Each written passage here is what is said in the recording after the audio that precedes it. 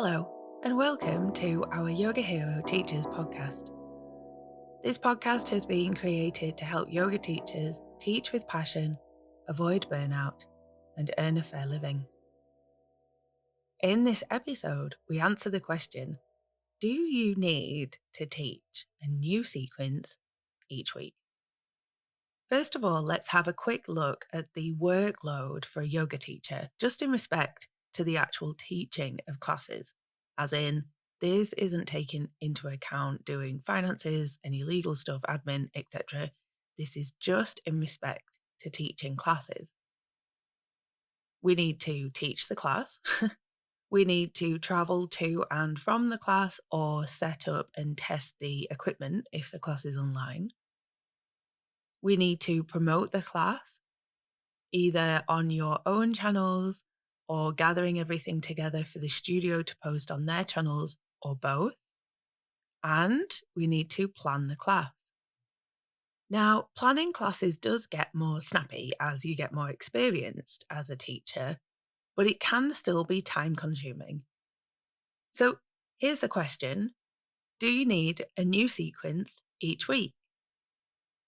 In this episode, we look at the reasoning behind creating new sequences, how you can be efficient and creative and resourceful with the sequences you already have, and how to get inspiration for new sequences or to update your existing ones.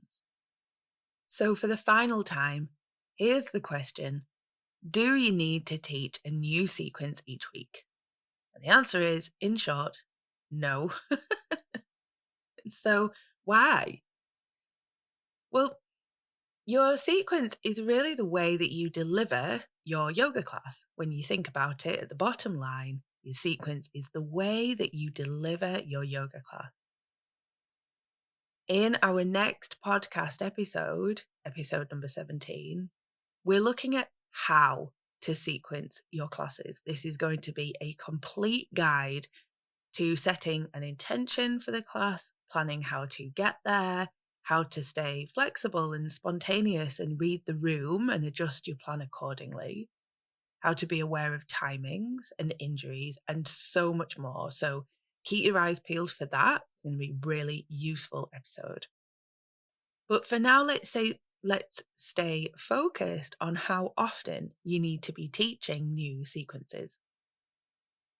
In my humble opinion, and I say this as a yoga teacher trainer, and as a yoga studio owner, it's up to you.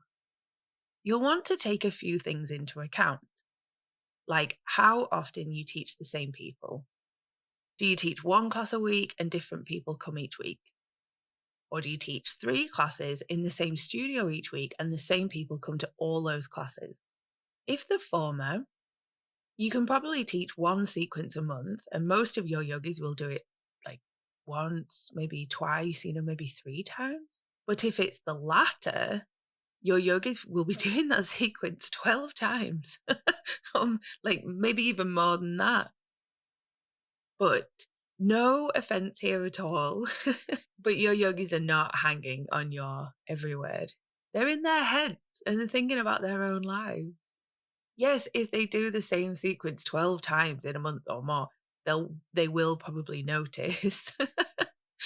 But if they repeat it a few times, they might not notice. And even if they do, they might not be that bothered. You'll also want to take into account how much you enjoy sequencing. If you love it, love it, love it, love it, you'll look forward to it, you'll enjoy the process, and you're probably going to find it easier to find the time to create sequences than someone who dreads it. You'll also want to take into account how much free time you have. If you have loads of free time, then you have more time for sequencing. But if you're already overloaded, you've got a part-time job or a full-time job along with your yoga teaching, a house to run, a family to look after, then take sequencing off your list and work with a small bank of sequences that you rotate. How can you reuse sequences without your yogis getting bored? I started off this episode by saying that your sequence is how you deliver your class. Next week, we'll look at the underlying intention of a class because your sequence is how you work towards that intention. And your intention, aim, goal, whatever you want to call it, for a class could be something like boosting energy levels, or it could be working on self-love, or it could be working towards a peak pose or working on a particular area of the body. All of these are intentions.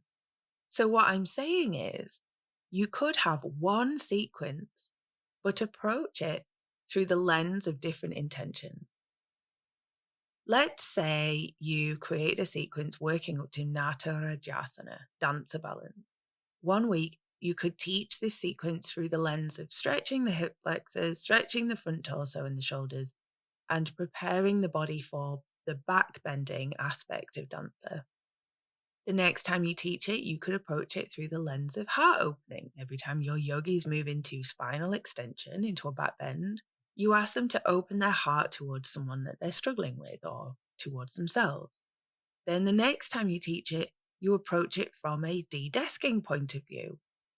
Every time the shoulders move into hyperextension, the yogi's arms move behind the yogi, you ask them to open their chest and embrace being away from the desk. Okay, let's take a moment to recap. First of all, there's so much to do as a yoga teacher. And as we know, the valuable resources of time, mental bandwidth, and energy are all finite. So you don't want to create yourself more work if you don't have to and you don't want to. You could create a bank of a few sequences that you know really well and be creative about the lenses through which you approach this small bank. This helps to reduce your load and it really helps to keep your sequencing fresh. In terms of staying inspired, this can be a bit of a tough one. Usually, we're at our most uninspired when things are tough, when teaching feels like another thing we have to do on top of a huge to-do list that's dragging us down. But I found often that is a strong sign to practice.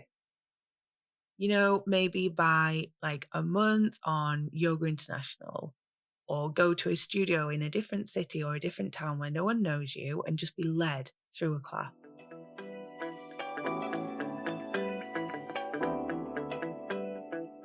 Here's some other ways to get inspiration for your classes. 1. Go back through your bank of sequences, find one you haven't taught for a while, roll out your mat, practice that sequence freely, and make some updates. Maybe change up some transitions, replace some asanas to freshen it up for you, revisit the intention that you had in mind when you created the sequence in the first place, and boom, fresh sequence, ready to go, ready for you to teach. 2, find a yoga book. I'm sure you have one somewhere. Open up the contents page. Close your eyes and run your finger down a list of asanas. Randomly stop. Open your eyes and you have to sequence up to that asana or a variation of that asana. I find this approach invaluable when I'm feeling indecisive. 3, consider how you're feeling. Are you achy, tired, sluggish, sick of the cold, lonely, or full of the joys of spring, got loads of energy, really optimistic? If you create a class that you really, really need, it will land on someone who needs it too. That always seems to be the case, doesn't it? 4, go somewhere busy and get a sense of the way that most people walk or sit or stand and create a class that would serve them. The other day, I hopped on a train rather than driving, and I just honestly, I could not believe how many people on the train basically had their phone on their lap, like in the hand on their lap, and their heads were dropped completely forwards to look down at the phone on their lap. It was just so many people. And so I found that I naturally was starting to create a sequence for them to open the chest, to stretch the pectorals, the anterior deltoid, the biceps, and to strengthen the spinal extensors. But I promise, I didn't actually just start teaching it uninvited on the train. And 5, last but not least, have a quick look at your calendar. What's happening with the moon? Are there any special days or weeks coming up that you could theme a class around, like World Mental Health Day or Time to Talk Day, etc.? As I said, next week is a complete guide to sequencing, so I'm very, very much looking forward to chatting to you then. In the meantime, please just don't stress about creating fresh new sequences every week or every class. Go back to your old favorites, update them, find fresh inspiration like we've just talked about, and of course, above all, enjoy your teaching. I really hope that this has been useful to you. We'd absolutely love to know how you're finding these episodes and if they're helpful. Please do let us know by emailing hello@yogahero.co.uk or sending a DM to Yoga Hero Teachers on Instagram. And as always, happy teaching.